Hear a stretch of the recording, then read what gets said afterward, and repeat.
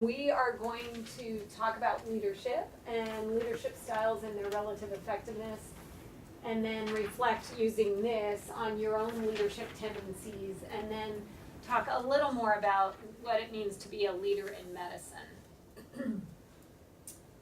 So, again, definition, we'll talk about some theories, and then how we develop physician leaders, hopefully.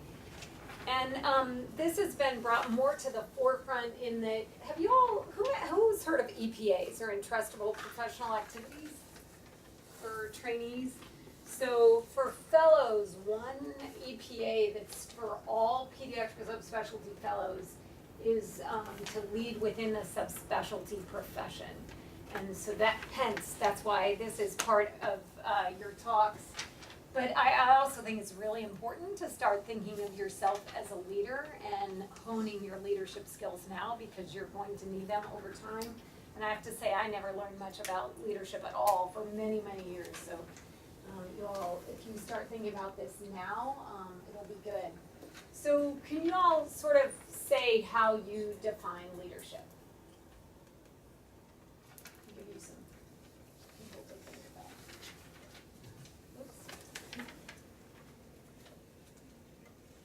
So there's different leaders to different people, right? So I love this one. I like things to be done my way, but by somebody else, right? Maybe not the best example of a leader, but. How do you all define leadership? Or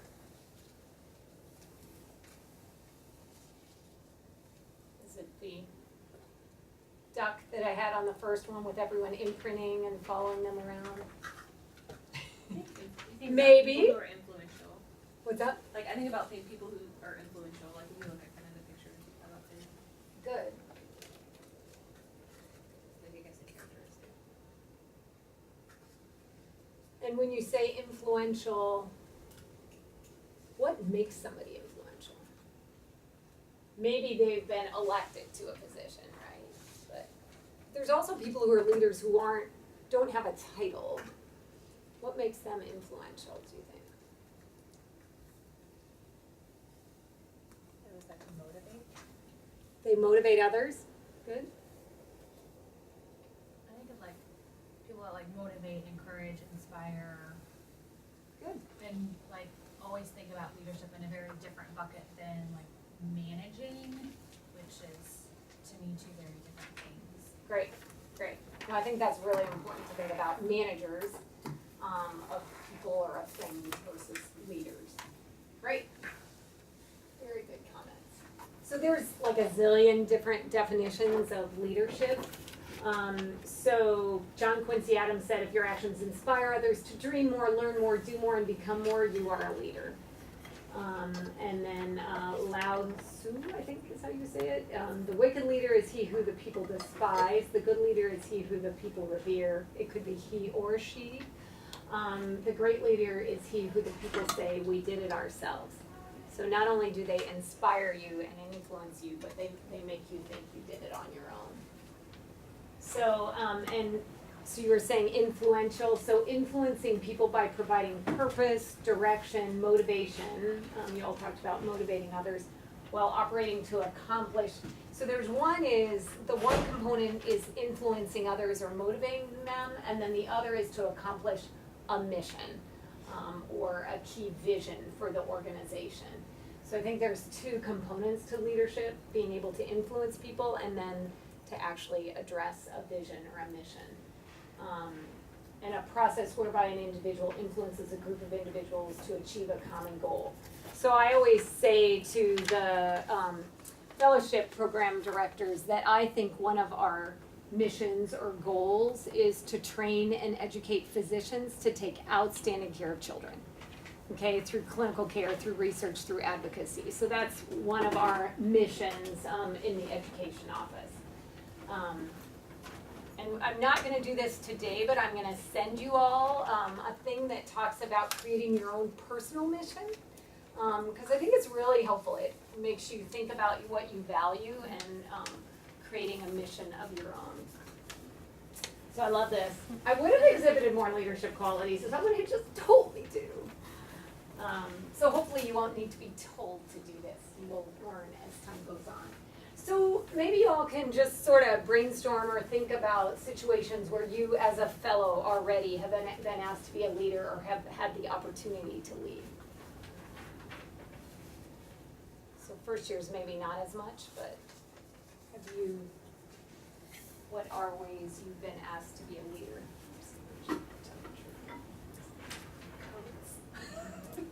Codes, good. Yes, definitely. Perfect example. So rapid responses. Do you lead? Oh, you guys lead rapid responses, right? Well, So rapid responses. we're trying to get away from that, but yeah, we do. In the IQS world. What else? For those not in critical care, how are you allowed or asked to be leaders?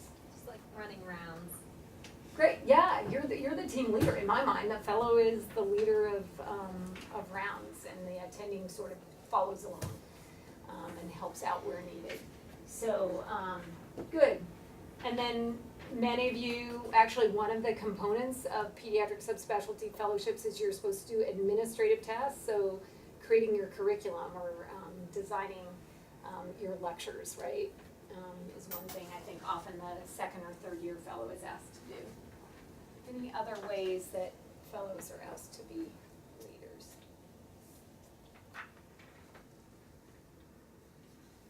Those are the key ones.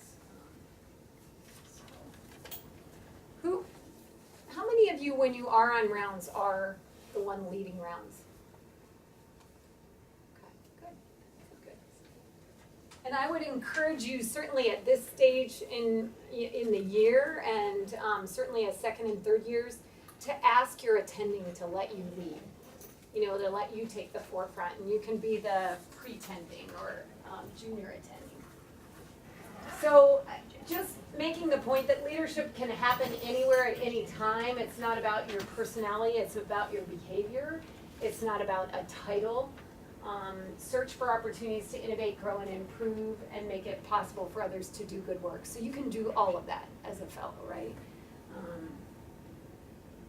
So looking at your multi-factor leadership questionnaire, I do want you to go through, did everyone get a chance to score it? Or if you haven't, go through, and you can see that those are broken down into various categories. And so we're going to talk a little bit about those. There it is. Do you see how you score it? So you score these items for influence, high, moderate, low, and sort of right of your high, moderate, low. I'm not going to ask you to read out what you were.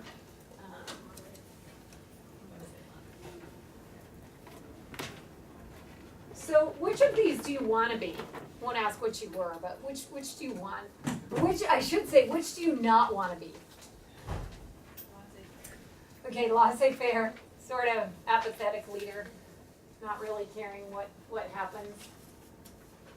I guess if you had really good followers or really good people with you, you could get away with laissez-faire leadership, but it's not great. What other things may not be as ideal? I mean, they may be effective in different situations with different people that you're leading. Yeah, reward-based. You sort of don't really like the stick in the carrot. You'd like it to be a little more. But that's what our compensation plan is. But so you want to just think about what messages a reward-based system gives you or a laissez-faire leadership gives you. Good. And then the others are all, may have their place. So management certainly has its place in different areas. And we'll talk about sort of some of that. So leadership styles, most people aspire to be transformational leaders, which means you're really creative and visionary. But some of those people are at 30,000 feet and can't relate to others, so that's the one issue with that. So inspirational motivation, again, some of these are some of the things on your scoring thing. Individual, idealized influence, being able to communicate a vision and get people to buy in. They're intellectually stimulating. Transactional, so this is the reward. So you do well, I'll give you a reward. sort of, you know these people, right? Where all of a sudden they go, oh, well, if you do this for me, I'll do that for you. And you're like, really? Are we telling points here? Not ideal, but sometimes it works. And then feedback or corrective action for mistakes. And then laissez-faire is, again, a non-leader. You're indifferent to individuals, you don't really care about the outcomes, you don't really make changes, you're very passive. Now again, if you have like amazing people under you, you could potentially get away with that, but you're not really a leader. So then, interestingly, Burns' leadership theory, this is actually a fun thing to read, even though it's from 1978. It's from the Harvard Business Review, so it's beyond transactional, beyond transformational. And it really focuses on purpose or mission or vision, and power really to help others, not just power for the sake of power. You'll certainly know people who like are so focused on their title, like what's their title, rather than the relationships and the people they're trying to help. His theory is that leadership involves a relationship of engagement between the leader and follower based on a common purpose, collective need, so a common vision, a mission. Which in medicine, we have great missions, we have great visions, right? Because we want to take care of children. So the key to leadership is discerning key values and motives of both the leader and the follower, and elevating others to a higher sense of performance, fulfillment, autonomy, and purpose. And again, we can do this so much more easily in medicine than many other fields, because I think we have wonderful things that we fight for and want to lead about. I'm not going to go into this too much. This is a different way, another leadership style, different from Burns. But, so this is not very supportive, not very directive, you just delegate. And this is highly supportive, but not very directive. And then this is highly directed, low supportive, that's directing. And then this is the ideal, where you're a coach. And a lot of people talk about the ideal leader being a coach. So you're highly directed, but also highly supportive. And you think of soccer coaches, basketball coaches,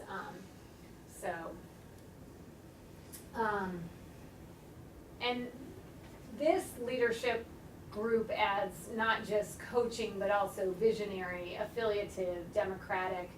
Democratic is sometimes called consensus building, and I think a lot of our leaders in pediatrics are more consensus building democratic, but then we'll make decisions when they need to, right? Without getting input from others if it's an urgent kind of thing.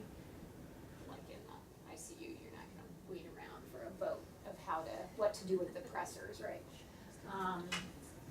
And then commanding doesn't usually go over as well in most settings unless really things have to happen quickly. And so then you could see in a PICU setting, there may be somebody who's commanding because they need to be, because it has to happen quickly, right? And you as a leader may have a combination of these, and it may depend who you're interacting with, right? If you're interacting with your fellows versus residents versus your attendings, you may have different primal leadership skills. So this is sort of a takeoff on that multi-factor leadership questionnaire. And for people that came in late, the scoring for that questionnaire is on the back of the multi-factor. So again, we've talked a lot about this, but any leadership book you read, do you guys read leadership books? Does anyone read leadership books? A little bit, some of you? Okay. I know, it's really hard when you leave here to I'd much rather pick up a novel than read a leadership book, but it is fascinating, and most talk about creating a shared vision.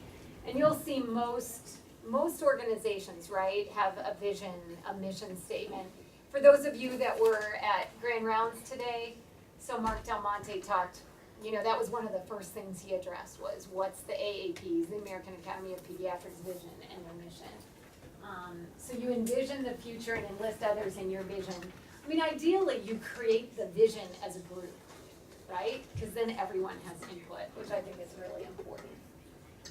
I think we often forget that we're models for students, for residents, that we're constantly role modeling. Have you all heard of the hidden curriculum?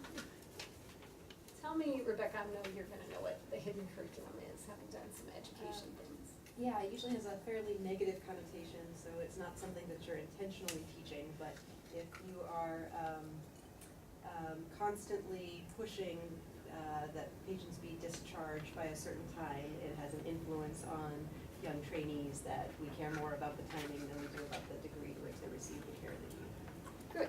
Good, exactly. And sometimes it can be even more egregious. You know, you walk out of the room and you go, oh man, that mom's a pain. You know, like you're role modeling behavior that the young professionals, you know, the students and residents are seeing, and they're like, oh, maybe that's okay to say, right? Or maybe it's okay to focus on the discharges. So that is one thing to be constantly aware of, that you are as a leader, you're viewed as a leader by the students, by the residents, and so things that you say, you know, because you're tired and you're burnt out and that type of thing, can have an influence. And it can be negative, that hidden curriculum. So challenge the process. So think about opportunities, experiments, take some risks. So it's okay to challenge things. Sometimes it's how you say it rather than what you're asking, right? So think about the way you phrase things when you're challenging the process. And sometimes others are frozen, right? They don't know what to do, and so you want to enable them to act and foster, if at all possible, collaboration and strengthen others. There's this whole thing about managing up. You guys have probably heard about that, right? Rather than putting down the resident on the team that called the consult at 4 p.m. or whatever. It's just to say, well, clearly they're really struggling, and they realize that at 4, and, you know, we need to help them. So managing up rather than, geez Louise, I wish they'd not, you know, call at 4 p.m. So trying to manage up. And then encourage the heart. So recognize contributions, celebrate values, even small wins you want to celebrate with others, right? Things that actually are starting to meet your vision. So this is just a study that said what people look for in a leader. So honesty, forward-looking, inspiring, and competent were some of the things. These aren't medical leaders, these are any leaders. So now I want you to, again, think about some of those leaders, someone you consider to be a strong leader, and tell me a little more about the skills that make that individual a good leader. We talked about leadership, but now tell me some of the people skills and other skills that make an individual a good leader. We talked about honesty, so that's important. A lot of people talk about transparency in how decisions are made. You can't be totally transparent because some things you want to keep confidential because you want to protect others, but what other skills make an individual a good leader?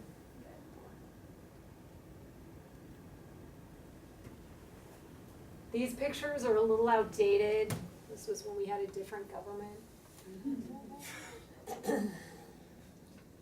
feel like when a leader is an active part of the team, you feel like they're also giving their part and not just completely delegating Good. other people to do Good. things. They're part of the they're group. making Yeah, work. they're contributing. They're in there. They're rolling up their sleeves, right? Good. I think at the same time, some of the people I think are the best leaders, like thinking about our division, is like those that can recognize when it's okay to like step back and let you do, you know, even if it's not exactly what they would have chosen. And then also people that kind of help you to see things a different way. I guess I'm thinking of more of like in an educational sense, but like have a way to sort of break things down and help you understand things and look at things differently. Yeah. Without making you feel bad Yeah, about it, of right? course. Like, yeah, good. Other leadership skills. I think we often think that they're good communicators. Good communication, okay, absolutely crucial, yeah. Consistent, fair. Okay, great. you can rely on them, decisions aren't gonna change day to day. I mean, they may if there's major things, but at least they're fair about those decisions. Any other thoughts about skills that you would wanna have or you see in others? Emotionally regulated. Okay, good. We're gonna talk a little more about that, about emotional intelligence, right? And how that's often much more important than IQ. So you all hit on several of these: communication, including listening, team building. So conflict resolution is another key skill of leaders that we're not gonna get into. I help the dean with department chair searches. Right now we're doing cell bio and medicine. One of the most defining questions when we're doing our interviews for those candidates is on conflict resolution. And the other one, can you guess what the other defining, there's a couple things.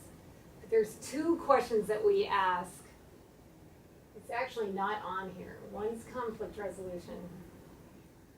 Very defining as far as what kind of leader they're gonna be and how they think about things. Yeah, the other one, interestingly, is about diversity, how they approach diversity and how they understand it. It's really interesting. So conflict resolution and conflict management and diversity are probably the two best for these department chair candidates when we're interviewing them. Obviously, developing a vision is also key. We're gonna talk a little more about emotional intelligence. Have you all heard of EI? Most of you, yeah. So as you were saying, so self-awareness, empathy, self-management, self-regulation, social skills. So again, coaching, outlining expectations, providing feedback in a constructive way, time management, organizational skills. If anyone's seen my office, you know that I fail in this way. And then role modeling, mentoring, professionalism, and then human resource skills. So now we're gonna touch base about leadership in medicine, and then we're gonna do a small group activity. So this is interesting. This was an article from 2009 that talked about why it's harder for physicians to be leaders. And I think that this has changed over time, even in the last 9 years, but sometimes we're less collaborative. I think this was especially thinking about sometimes people who are very focused on research or who are in private practice. There's less collaboration per se. We can be pretty darn hierarchical. I think in pediatrics, less so than maybe surgery or medicine, but still, we're pretty hierarchical. We can be trained in deficit thinking, right? You know, what's wrong with this picture, or what are the issues, which is partly why we're good clinicians, but rather than appreciative. And sometimes we focus a lot on individual performance rather than group or team-based performance, and a lot of leadership is team-based performance, right? So it's just interesting things to be aware of.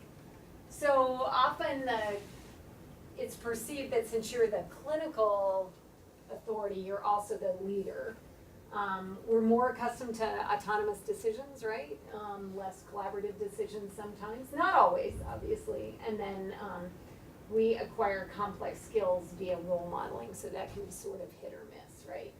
And I guess the bottom line is many of us are not trained to be leaders, although we're asked to be leaders, as we talked about, on a day-to-day basis, week-to-week basis, and then ultimately when you leave, you're gonna be leading in some way or another. And we don't often get those skills. I certainly didn't. Did you guys learn about leadership in med schools? I know some are. Med school or residency? Who learned about leadership in med school? Interesting. And what about during residency? Can we talk about leadership skills or? I don't know. Probably a little. I mean, I feel like they come in like a 1 or 2 day lecture, like you get a 1 hour lecture maybe twice a year, and it's kind of hard to remember Yeah. if you even got it because Little it's so walks. Yeah, possibly. I think it's maybe like as you transition to senior, like your takeover rounds and empowering you. Yeah, so Dee and I sort of do that transition to seniorhood, but it's not it's a little bit about how to lead a team, but not. Yeah, but not not leadership. Not leadership skills. Yeah. And really you would need a full day workshop and then many additional things, Even but then, you're talking about behavior modification with Behavior a lot of these things, so that's. it's not doing hard some to- motivational interviewing, are we, with the, what were you, Adam, were you raising? I just find that, like, I've noticed that, like, even attending, or well-established attendings are going to workshops for these leadership workshops. Yeah. Well, and part of that, right, is leadership's not, it's not static, it's dynamic, it's iterative, it is hit or miss, it's trial and error, unfortunately, and you hope that you're not the trial, but many times it is. Yeah, I think we're all still going to work. I love the Ann Brown's leadership workshops. Which I should mention, if you guys see those advertised, if there's space, they will always let fellows in. So definitely sign up, say, I'm a fellow, can I be waitlisted? You know, the writing workshops, actually meant to send you guys, because there was a writing workshop that just came out last night. But you can sign up for those, so, and the leadership ones. So, we're gonna talk a little bit about leadership styles and then competencies identified in successful physicians. So this was one thing that, not many of us probably are gonna be CEOs, but this was just looking at physician leaders and hospital performance. There's, a lot of CEOs are not physicians, but some are. And, the thought is that physicians in those kind of leadership positions are valuable and contribute. And so in 2009, there was this cross-sectional study that looked at 100 US hospitals and 300 CEOs, and definitely noted a strong positive association between where the hospital ranked and if they had a physician as a CEO. And this makes sense that the role of expert leaders emerging from non-medical errors. So the argument is that an expert has an advantage, right? Because you have deep intuitive knowledge about the core business of the organization. You've been on call, you've lived there, you get how things function. Not saying that CEOs that are not physicians can't do it, because obviously they do, but you have an intuitive knowledge that they don't. And many think that we have acquired integrity because we've walked the walk. Again, you all talked about being a role model for medical staff and being able to attract talented medical personnel. So I think people still have a bias. Tom Owens just became our president, and he's MedPeds trained, and it's going to be really interesting if things change for physicians. And one thing we talked about, transformational leadership, and it is thought that that's generally better in the setting of medicine. So it's because it's inspirational, it's idealized influence, you can intellectually stimulate those that you lead, and we do a lot of individualized communication. So those who are transformational leaders have higher associations with perceived leadership effectiveness. We didn't do, there's actually another leadership test that looks at other skills, people, task, free spirit, and leader skills. That's sort of fun, which I can get you guys if you're interested in doing that. But so, did anyone score well on inspirational motivation? Which is some of the transformational leadership skills. So You got 20? you got 20. There isn't a 20. She said she did. So if you did, you're on your way to transformational leadership. So the cool thing is that we as physicians have a healing mission. So that requires that physician leaders possess and model traits of compassion and hopefulness, hopefully, and that resonates as a leader. So I said we would talk a little bit about emotional intelligence. It's interesting when you look at ways to score emotional intelligence. There's no perfect test, but it's really a combination of things. It's partly being able to communicate well, being able to relate to people, being empathetic. But it's also being very self-aware and being able to manage, yourself in stressful situations like conflict and that type of thing. Being socially aware and being able to manage relationships. And then many of you mentioned effective communication, which is obviously a key skill for a leader. And we've talked about this, having vision and ability to change. So the other thing about leaders that we haven't talked about is they're often change agents. And figuring out how to make changes without the entire structure falling apart is really important. Team building is another key competency for medical leaders, and then we talked about conflict management and people skills. Then I'm just gonna flip through this quickly, but these are domains of competence that Stoller, I think from 2009, talked about that are key for effective physician leaders. Now, you don't have to have all of these, obviously, as a fellow, but they're things to think about acquiring. So legal issues in healthcare and public policy, when there's talks on that, I think it's important to go. Knowledge about healthcare and the healthcare landscape and the change from fee-for-service to value-based care, which is, all the change now. And then some of these other things we've talked about, but this is another thing that you can learn. A lot of these are things you can learn, right? It's not things that you're born with. And even EI, emotional intelligence, are things you can learn. So lack of EI is felt to be at the root of many physician leaders' failures, and it suggests that we need to train you all and ourselves in interpersonal skills and emotional intelligence. So this is another definition of emotional intelligence: the ability to perceive and express emotion, assimilate emotion and thought, understand and reason with emotion, and regulate emotion in self and others. You guys were talking about self-regulation. So it's hard, right? I mean, not everyone, most of us are not great at that. So emotional intelligence is challenging. And then this is sort of addressing the issues that we have as physicians with being leaders, that most successful models address us shifting from a culture of physicians as lone healers to a culture of collaboration and interaction. And that's key for effective healthcare leadership. Okay. How do you teach EI? How do you teach EI? There are workshops that theoretically do it. The problem is it's behavior change. I'm not pointing at Corey because it's EI. It's just that he had mentioned behavior change is really hard. So it's really hard to teach it, but it is doable. I think really good role models, being self-aware. There are these. Someone they don't have EI, right? What's that? It's in the environment that they don't have enough EI in the first place, right? I guess. Right. It might be hard. Right, exactly, yeah. Make fun of them over that.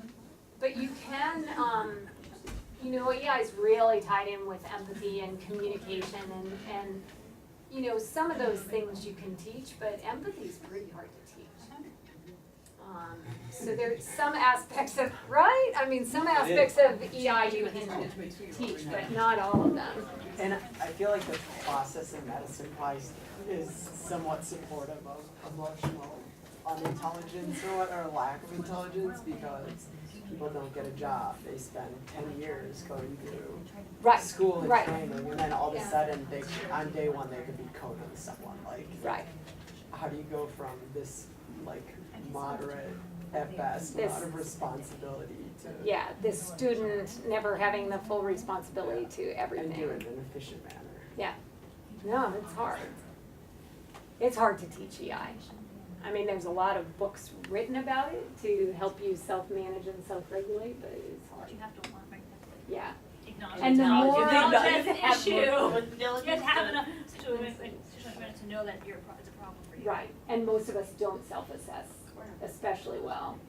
And then what compounds that is the more tired you are, the more burnout you are, the less, your emotional intelligence takes a hit for that day, not overall, but takes a hit, so it's harder. Or you're really sad because you just lost a patient. I mean, those are, so we're gonna do, how about the three of you work on this? I'm gonna have the four of you do this. Jason, do you wanna sit here? Sure. And then, so the four of you, you can pull in McAllister My husband using it. yeah, they're all different. Questions addressed as a fellow. But you have to share, I should, They need to send the apology. So what do you think of small, McAllister, you're with them. To Denise and to Dr. Watt. Did they respond? Yeah, that it was fine, but I was like, Primarily, because we almost never have that was it. done, On the so. consult But I was team, cool. That was a good there's some purpose Yeah. if anybody He likes me to keep it Oh, down. this is really awesome. You ready for this one? Hold on, I got this super awkward. But, you know. Oh, well, Yeah. yeah. So there's a question or I'm trying to think back to like a medicine consult service where this Yeah. could conceivably happen. I feel like the other thing is too, is as a fellow, you're supposed to be the they set this up as if the fellow is completely over. Almost like she pulled it from real life. That's your problem. Not really. As a volunteer, how do you approach this? So how would you approach it? For those that have two vignettes, you can just choose your I've seen a favorite. fellow on the team. I would do, Say attendance, say attendance. Oh, sorry. You already said two different. What's that? Two different vignettes? They should be the same. Yeah. These guys, I think, Adam and you guys, do you have two vignettes? Choose your favorite and then go with that. I think I would ask them We're talking, but what they that's think the they can comfortably handle. And here's the leader, here's that list of leadership skills that you may find helpful. Yes. Go to the attending I and talked talk about about when I did like sort of one of these scenarios. This is kind of crazy. David, We gotta call everybody. This one resident. Yeah. And I was at the company intern was freaking out because her questions. How much you establish some of your team? It was way behind my It was a great guy, but it's just. It's like, oh, what's the most you've ever done? He said two. I was like, okay, I'm here to support you to do three. You're gonna do a little more than you've ever done. It's gonna feel like a stretch, but you're gonna make it at three. I would do everything past three. You It's like an offer, like I'm only And then Yeah. you've done We don't have three, this it's issue. like, okay, next time. What do you say to four today? And then find a way to. You're trying to back. attend, you're trying to sign for And feedback. this is actually a scenario where I'm not sure I would ask the resident. So then you, I guess. You'll be like next to your face. You guys are gonna report out just briefly at the I end. feel like I would probably actually. Yeah. I mean, it is, it's like, I mean, Yeah, but that's. you are like, yeah, I mean, they definitely should, but yeah. Yeah, I feel like this. And you try not to throw in like. Exactly, so it's just personal, it's like, it sounds like it's a call. Because they were so time consuming, the guy tried to do. She can't tell someone this is How long it takes us to discuss one You should patient, use your, like those 6 follow-up patients could be a half day. and your needle. How many times have you sat down, it's like 40 minutes later, we're still talking about that patient? Try to do face to face, not via email. I agree. Try to do face to face, not via email. Let's change the way you. Yeah, I used to never do it. Nope, never an email. Yeah, maybe you'd wanna touch base each morning and ask, hey, like, how are you planning to do today? I feel like that's enough, too much, too little. Yeah. Sit down. This is so sad, it's probably like what Or, you know, like, do you touch base with each other at the end of the day and say, what should we ask Oh, I would, the resident to do tomorrow? Or I like, should go up to them with a plan and be like, this is what we're gonna do, tell me what if you think. Do you feel that? Right, that's what I was like, it's almost still I always tell like my attorneys that I'm used to it, so let me divvy up the tasks. if I'm they're, happy to do I mean, that. I always think if they're like, Ours, we don't have that many, we don't have any other concepts of training, so it's outpatient clinic, so I will be like, what's being said, I will send this to you. I mean, Oh, you mean right now? sometimes, you know, so I think it's important. So did you tell how to, like, And you know what? Communication's great. What happened? Like to spend some time with, Oh. like, that group. Oh, yeah. Yeah, Oh, yeah. I feel like we had a few. So literally you guys don't see it. Oh, no, I mean, the resident. the residents. Oh, Okay. oh. I won't involve them. Oh, no, we see. I was like, I don't see how this Don't works. worry. Yeah. I do a lot of the concepts. I was gonna say, I've been doing research on that for a while. I'm saying that our residents are Safe. Yeah. it's really difficult in life, that outpatient visit, so it's more like when I'm in clinic, the attending has to be on, like, parents, do we make make it easier for everyone involved, that'll be It's definitely worth that effort because it makes your life better. No, it just, honestly, it's just. So otherwise they're all like wandering around. So maybe one more minute. And then also 10:30 in the morning, it's like, okay, what leadership skills should you utilize to address this?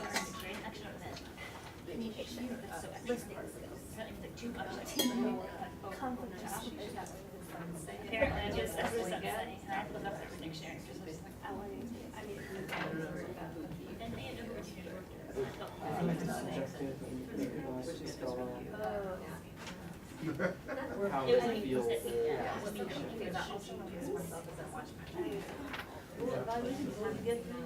Okay. All right. Who wants to, which group wants to report out first? Maybe just give a little brief thing of your vignette and then and your answers to the questions. Your amazing insights. do ours, which is kind of awkward. No, kind of like it's real life. No, so our vignette was a pediatric critical care fellow in the PICU that's been running rounds, who then learns from a resident that you're being belittled and ridiculed by others that are on the team. Never happens at Duke. It says you're supposed to continue leading the team. So we sort of talked about asking for feedback, whether that's from sort of your attending that's on or the people that you, I mean, it's hearsay, so that's a little bit difficult, which is why sort of going to a, either like the program director or, some like, or our fellowship director or one of those people, but then, depending on how real you think these are, just confronting the person and then asking for feedback.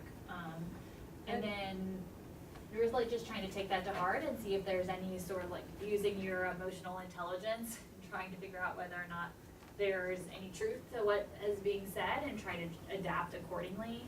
In terms of continuing to lead the team, you sort of really don't have a choice, like you have to continue to lead the team, so just trying to adjust accordingly. Based and on be the better information. upon Yeah. the information that you have. Great. Leadership style, releases. We said conflict resolution and, yeah. Sort of trying to use a lot of self-control and more when you approach them, just to be kind of calm and take a moment before you like aggressively. Deep breath. And You to just, try and be open. and to do it face to face, not by email. Not by email. Or Yeah, written very good. communication. Great. Terrific. Good. Who else wants to volunteer? Sure. Okay, go for it. Okay, so our scenario was you're second year fellow on a consult service, and you find out that the resident working with you was asked the previous day to see 6 follow-up patients and 3 new consults by the attending on service, and the resident asks you what to do. So our questions were like how should he as a fellow approach this situation? And we talked about, I think some of the skills that we talked about up there was using communication, listening, and then really finding out like with the resident, what do they think is a little bit more of an acceptable target, so that you make sure like you and the resident are on the same page before you go talk to the attending about it. But then just other, like it probably provides some opportunities for coaching or time management somewhere, because even if the person's super efficient, there's probably something that can be talked about Right, from that standpoint. But then going back to the attending and kind of managing upward and saying, if they're gonna expect you to be the leader on the team, then the communication needs to go through you so that you have that opportunity to do that. You know what else you're delegating, you know what else is going on with the team. Great. You all wanna do yours? I feel like ours is very similar to Yeah. wonderful vignette. Anything to add? I do think that outlining like working with the attending, well, for ours, it was a attending that was not, very, supportive of you, being the leader, and was, belittling remarks in front of families and coworkers, no bueno. Not like we've ever experienced that, but, like outlining what their expectations of you are, and then, all of the emotional intelligence that they were talking about. Great. That said, I Yeah, think it's similar. very difficult to approach that Yeah. The That is attending. very- in person. Yeah. Yeah, That is, Yeah. especially We if say they it feel like- comfortable Yeah. saying things like that in front of other people, then it's like, whoa, where do you even start? Yeah. Because Yeah. we all have to be a team with these families, and if you're like tearing me down, then Yeah. how do we go forward? Yeah, and so How do you teach potentially going emotional to your, intelligence? you know, and there are some things, I guess the whole point of that is sometimes it shouldn't be you doing it alone. And so either grabbing your fellowship program director, or if it is your fellowship program director, grabbing me, to get some help, right? Because, and that's okay. Sometimes it's, like that example is sometimes something that you're not gonna be able to do on your own and shouldn't be expected to, and that's okay. So, good. Good. Nice job.